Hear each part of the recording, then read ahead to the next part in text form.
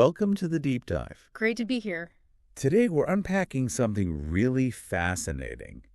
It's a single source, but it tells such a powerful story. It's all about what it really takes to sound natural when you're speaking English. Mm-hmm. And we're drawing lessons from the journey of this learner, Emma. Exactly. And this isn't just about, nailing grammar rules or memorizing long lists of idioms. No, not at all. It's a much deeper look, isn't it? Into the heart of communication itself, the rhythm, the connection, the confidence, and really, ultimately, how you find your own voice in a new language. Absolutely. We've really dug into Emma's experience as it's chronicled in this source material, and our mission today is to pull out the most valuable insights we can find. Right. To understand not just what sounding natural means, but maybe get some clues about how you, listening now, can start applying these ideas to your own journey. Think of it as kind of distilling a personal story into some, maybe universal truths about learning a language. Yeah, I like that. Okay, let's get into this. So, we meet Emma at a point where, honestly, a lot of learners probably find themselves. For sure. She was dedicated, she'd put in the hours, she understood the grammar, her pronunciation was mostly okay, she could form correct sentences. I mean, it sounds like she was ticking all the boxes, doesn't it? On paper, absolutely yes. She had the scaffolding, the structure down pat. But despite all that correct effort, she felt her English was, stiff. Stiff, yeah. Slow. Slow almost. Yeah. Artificial. Like speaking was this really careful performance, not something natural. The source actually describes it like a recording being played back just a bit too deliberately. Oh, I can picture that. And you know that feeling when you start comparing yourself? Yeah. That constant comparison trap? Yeah. That's exactly what Emma was going through. She'd listened to native speakers or maybe friends who'd lived abroad, and their English just flowed. Seemed effortless. Effortless, relaxed, full of those everyday expressions, and like a kind of musicality that she felt her own speech completely lacked. And that contrast really threw the gap into sharp relief for her. It wasn't about being wrong, fundamentally. It was about feeling unnatural. Which is a very different problem to solve. Totally different. And the source points to this turning point of video call. A pretty high stakes one, actually, with a recruiter. Right. The pressure's on. She prepared. She rehearsed her answers, had everything ready. Uh-huh. But the conversation just didn't gel. It didn't flow. The recruiter seemed to struggle a bit to follow, maybe interrupted her. It felt, as the source puts it, less like a fluid chat and more like a rigid exam. Oh, wow. Like she was constantly having to prove her correctness instead of just connecting with the person. Exactly that. And that frustration, that feeling of failure almost, led to her big realization. Which was? She saw that just being technically correct wasn't cutting it for real communication.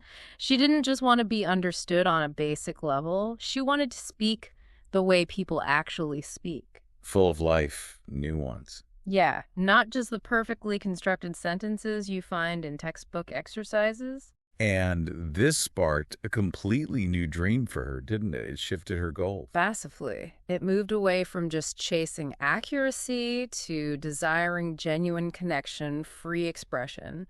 She wanted her English to have emotion, confidence.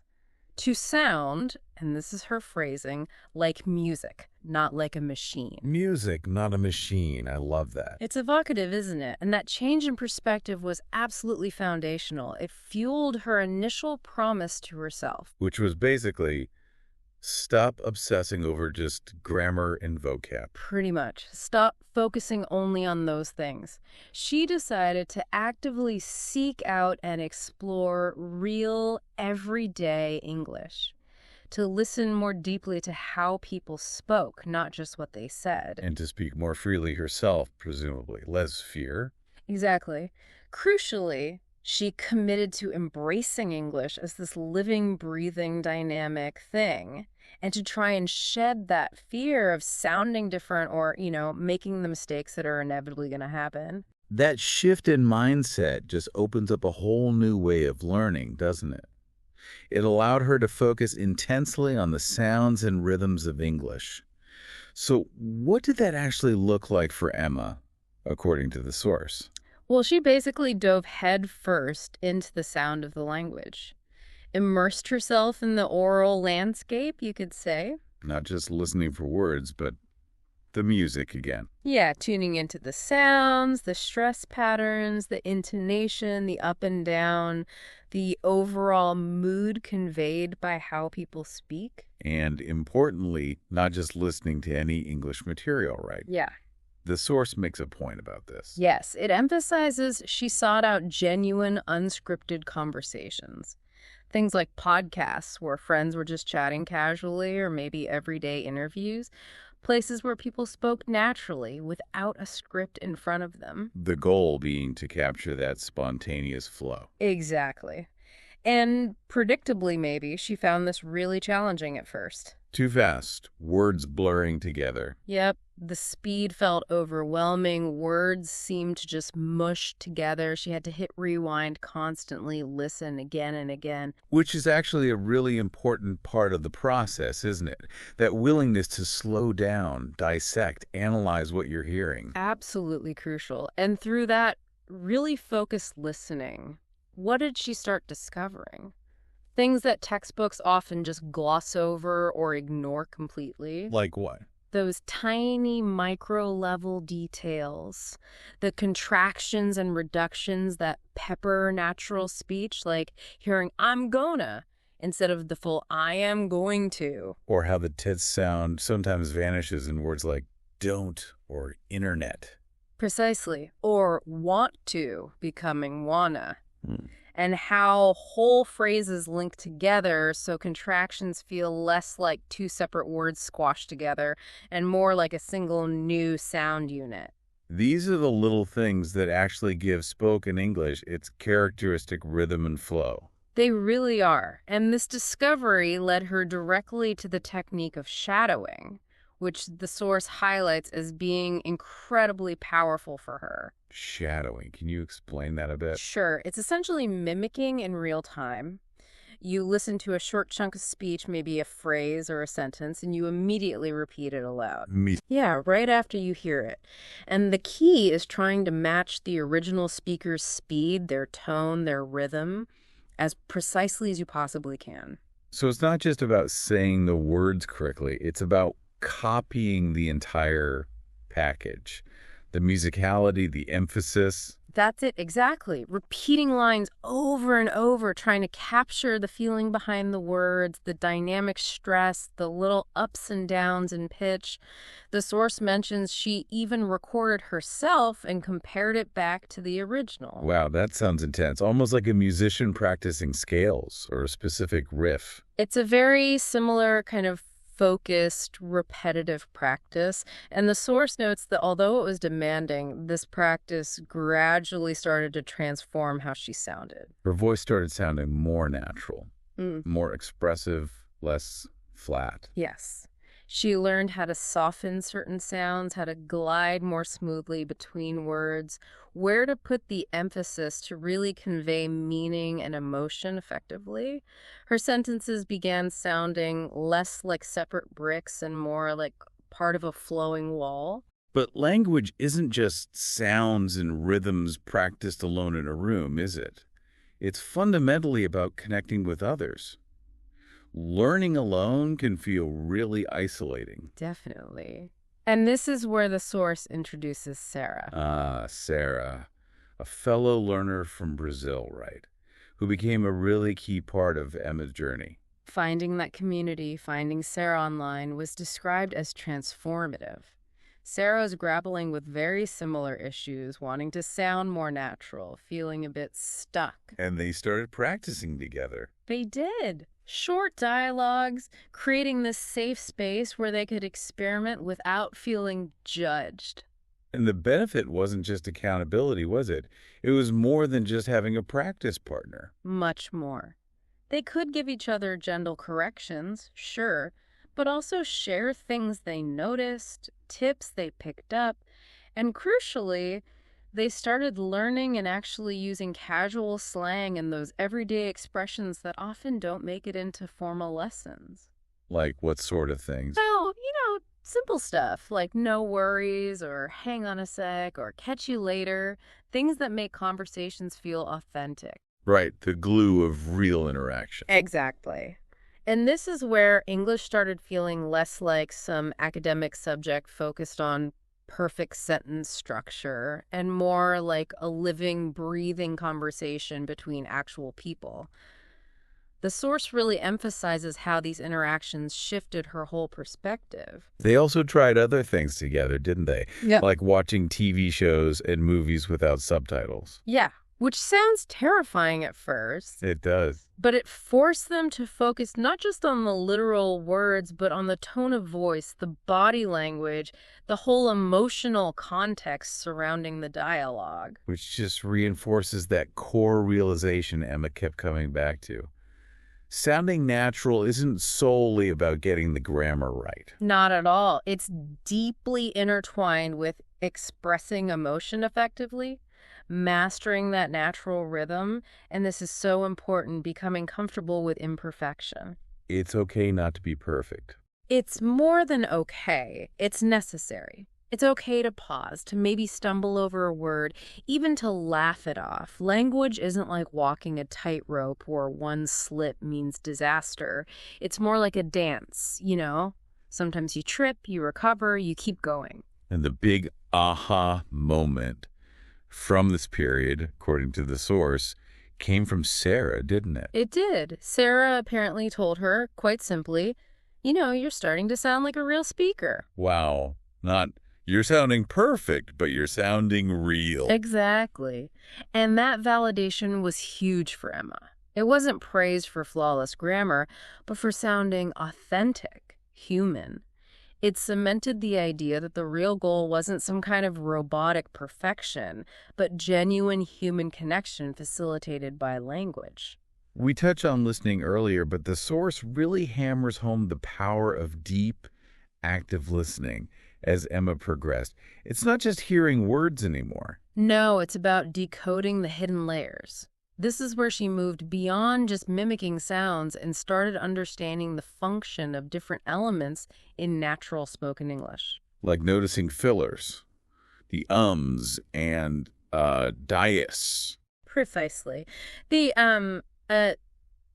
like that, let's face it, pepper most natural speech. And realizing these aren't necessarily mistakes to be ruthlessly eliminated.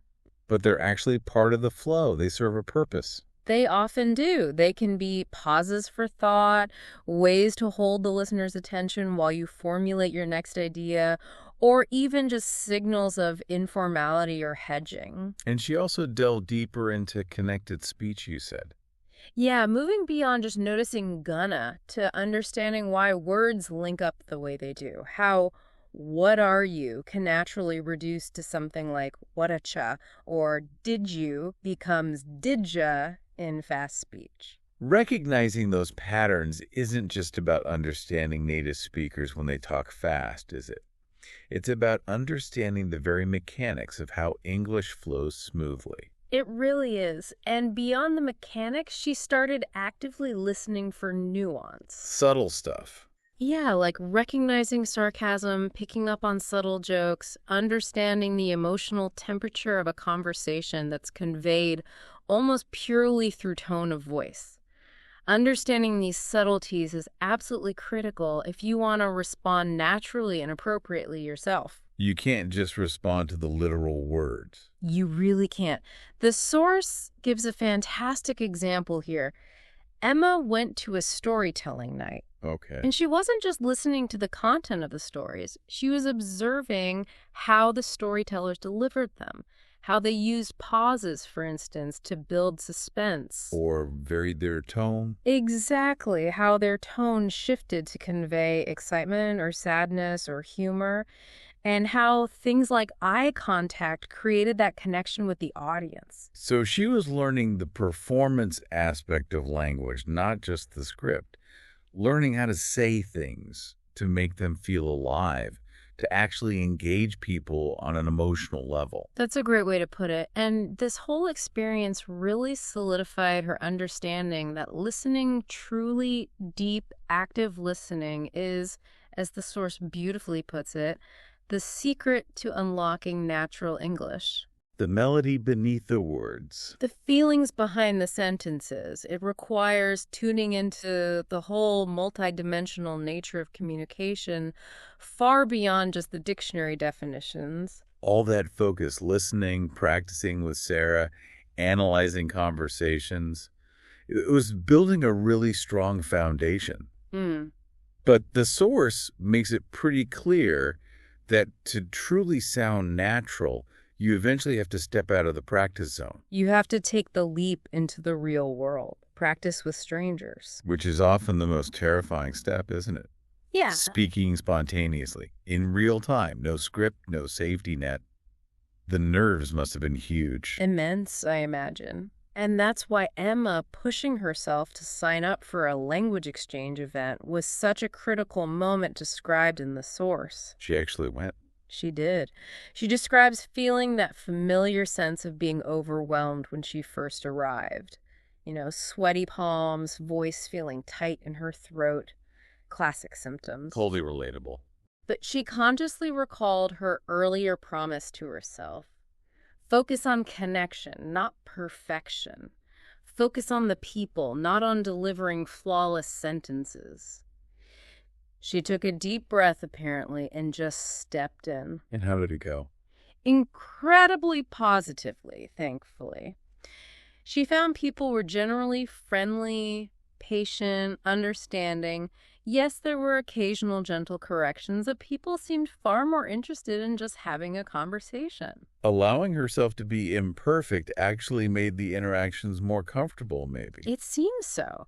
And she started feeling this genuine sense of accomplishment, real pride, when she found herself naturally using some of the casual slang she'd learned with Sarah, like saying she was totally hooked on a TV show. And it felt authentic because it just popped out in a real conversation. Exactly. It wasn't forced. It emerged naturally from the interaction. So attending these events became a regular thing. It became a habit, yeah. Steadily building her confidence with each interaction. The source also notes she started volunteering as a conversation partner for other learners. Oh, interesting. Seeing it from the other side. Right. Which gave her a different perspective, helped her appreciate how far she'd actually come, and also gave her this new sense of purpose in helping others on their own journeys. And this whole process really cemented her understanding about mistakes, didn't it? Absolutely. That they aren't failures to be ashamed of, but just unavoidable, necessary parts of learning. Stepping stones, really, towards fluency and naturalness. And then came that external validation, which is always nice. The sweetest kind. A native speaker apparently just spontaneously told her, you speak really naturally now. It's like chatting with a friend. Wow, that's the gold standard, isn't it? Not your grammar is perfect, but it feels natural, like talking to a friend. It goes right to the heart of what natural communication is all about. Ease, connection, genuine interaction. Forget the grammar scores for a moment. That's the real measure.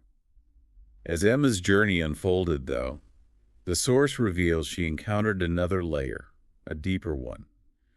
The realization that sounding natural isn't just about the words and sounds. It's tied up with culture and context. Yeah, this is a big one.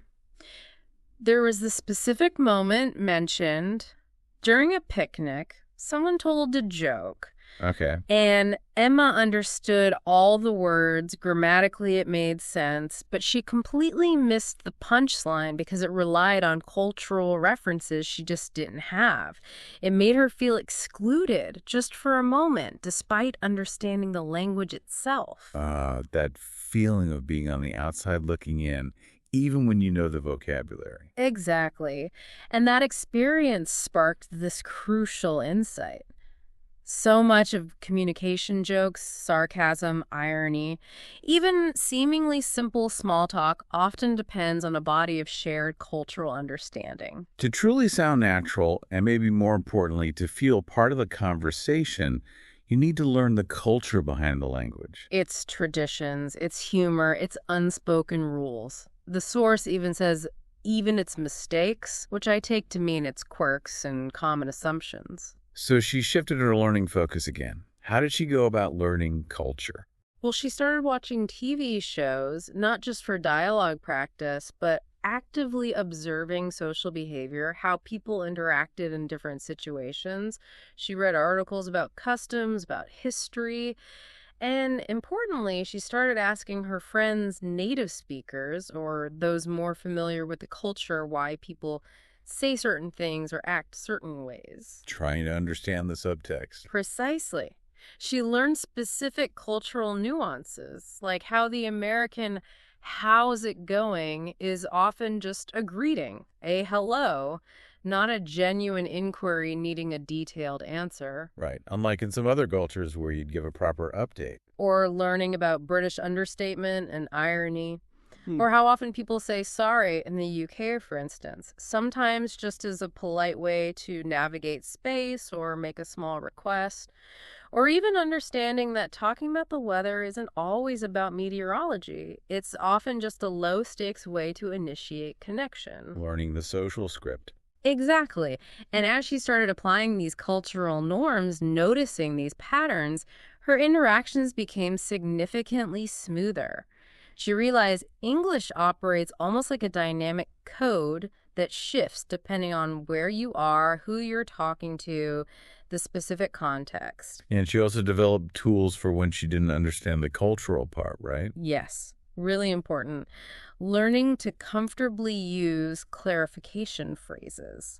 Things like, sorry, what do you mean by that? Or, could you say that again, please? Or, I'm not sure I follow that reference. Seeing those not as signs of linguistic weakness, but as essential tools for bridging cultural gaps and ensuring genuine understanding in real conversation. Absolutely. Not admitting defeat, but actively seeking clarity. And the overall impact of bringing this cultural learning in. Profound, according to the source. It helped her avoid misunderstandings, feel much more genuinely connected to the people she was talking with, and really grasp that learning a language isn't just about acquiring skills, it's also about finding your place within a community. Learning to belong, not just learning to speak. That sums it up perfectly. Okay, so she's tackled sounds, rhythm, community, culture. What's next? The source presents what sounds like maybe the deepest challenge of all for Emma. Finding and using her own unique voice within the language. Authenticity. After spending so much time focused on imitation, on shadowing native speakers, memorizing phrases. Which was crucial, absolutely necessary for building that fluency and natural sound. Right, but it left her feeling, well, like a good copy, maybe, but not an original. Exactly. She actually voiced this conflict, this worry to Sarah. The source quotes her saying something like, I feel like I'm just acting, like I'm performing English. What if I lose my own way of expressing myself in all this? That's a very real fear for many learners, isn't it? Ugh. Losing your identity in the process of mastering a new language. It really is. And Sarah's response, as captured in the source, was just pivotal advice. She basically said, look, your accent, your way of expressing things, they're part of who you are. You don't have to erase your identity to speak English well. Your voice matters. Wow. Such a powerful insight. Your identity isn't a barrier to overcome, but something valuable to bring into the language. It reframes the whole goal. And this led Emma to a really crucial experiment. She consciously started trying to speak with her own natural rhythms, allowing her own intonation patterns, her natural pauses, her own way of laughing, expressing her feelings with her personal tone. Kind of letting her personality come through the English rather than trying to adopt a whole new persona. Precisely. And the result was striking, maybe even counterintuitive. Instead of sounding less natural or more foreign, people actually seemed to respond more positively to her authenticity. Really, they listened more closely, engaged more. That's what the source indicates. It solidified this realization for her. Truly natural English isn't ultimately about achieving perfect imitation or blending in seamlessly until you're indistinguishable. It's fundamentally about genuine communication. And that happens best when you're being... Whoa, you. When you're authentic. So she began to actively embrace her accent, her unique ways of phrasing things. She started seeing her accent not as some flaw she needed to hide or eliminate. But as part of her story. Exactly. As unique as a bridge connecting her past and present, carrying her history, her culture, her experiences, it actually made her English richer and more personal, not weaker. The source revisits that storytelling experience here, doesn't it? It does.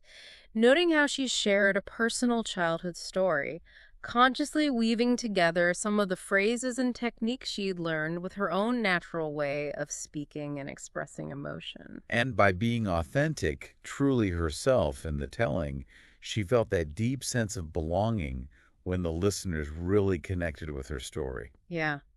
Her reflection in her journal, quoted in the source, just sums it up beautifully. Being myself is enough. My English is mine because it carries my voice, my story, my heart. That's incredibly powerful. Finding her own voice unlocked this whole new level of confidence then? It seems so. She wasn't just speaking anymore to be understood on a functional level. She was speaking to connect, to share her inner world, to truly belong as herself within the English-speaking community. Language transformed from just a tool she used into a true extension of who she actually was. A profound shift. And this whole journey towards authenticity really underscores the power of storytelling, which the source comes back to as a fundamental way we use language to, well, share life itself. Absolutely. At its core, language is that bridge, isn't it? For sharing experiences, emotions, ideas.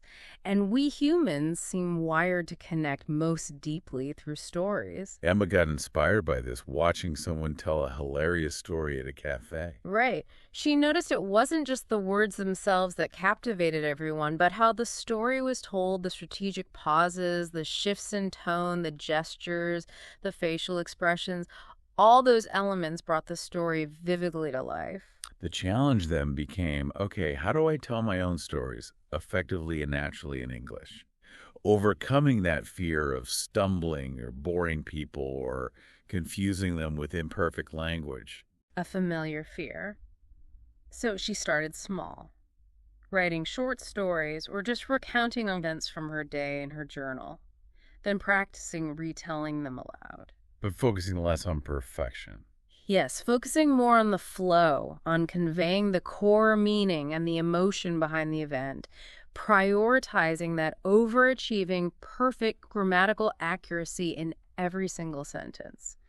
She also learned some useful phrases just to kick off a story, like, you won't believe what happened the other day, or, oh, this one time. Little signposts to signal story coming up. Exactly. And she made this wonderful discovery during this practice when she was focused on telling a story, on really conveying an experience or an emotion she felt. Her English felt less forced. Much less forced. The words seemed to flow more naturally. That constant fear of making mistakes actually diminished because the bigger goal, sharing the meaning, sharing the feeling, took precedence. And she put this into practice at one of the language meetups, sharing a personal story.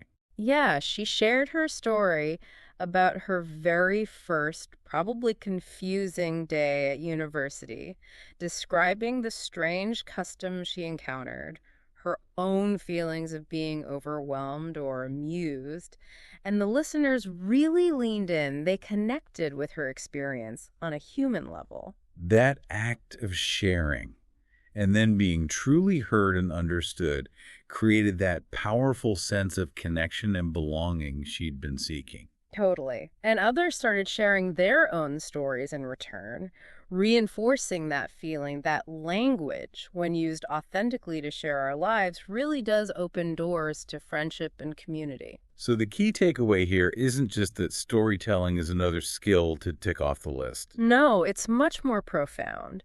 It's presented as a way to truly make English her own, to inhabit the language fully, and to forge genuine connections by sharing her inner world with others. It's like the culmination of all the other pieces coming together, the sounds, the rhythms, the cultural understanding, the authentic voice, all woven together to actually resonate with another person. Beautifully put, yeah. So, looking back on Emma's entire journey as our source wraps things up, it's crystal clear this went way beyond just mastering vocab lists and grammar rules. Oh, miles beyond. It evolved into this rich journey of personal growth, finding deep connection with others, and ultimately genuine self-discovery through the process of learning and using a new language. Remembering where she started, that feeling of stiffness, the careful pronunciation, then the focused practice, the deep listening, the cultural lessons learned, the community she built, that internal struggle for authenticity, it all built towards this really profound transformation. And the ultimate realization, the core message that the source powerfully highlights, was that sounding natural was never really about achieving some kind of perfect, flawless native speaker imitation. It was about what? It was about embracing her own voice, her unique rhythms, her personal story, and allowing that authenticity to shine through the language she was speaking. So fluency, she discovered, isn't best measured by speed or a complete absence of mistakes.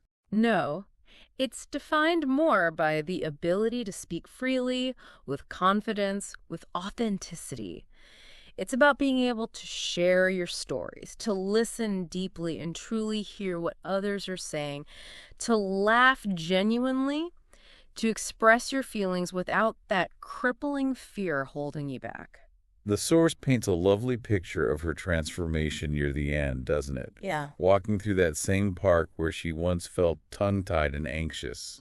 And now feeling completely at ease, greeting strangers comfortably, joining in conversations effortlessly, even feeling relaxed enough to crack a joke. Her English became natural, not because it suddenly became perfect or indistinguishable from a native speaker. But because it was genuinely, authentically hers, infused with her personality, her history. Her final reflection in the source material really captures the essence of this whole journey, doesn't it? It's quite moving. It really is. She says something like, to sound natural is to be yourself, curious, confident, and courageous.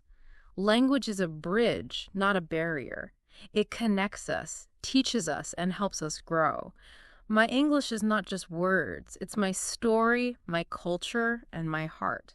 Wow.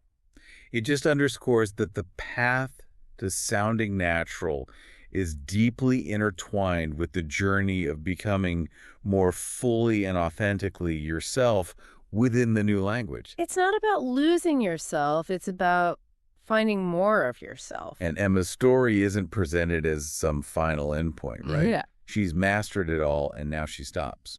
Not at all. She's ready for new opportunities, deeper connections, and she clearly understands that learning, like life, is a continuous adventure. There's always more. So the powerful conclusion the source really leaves us with is this.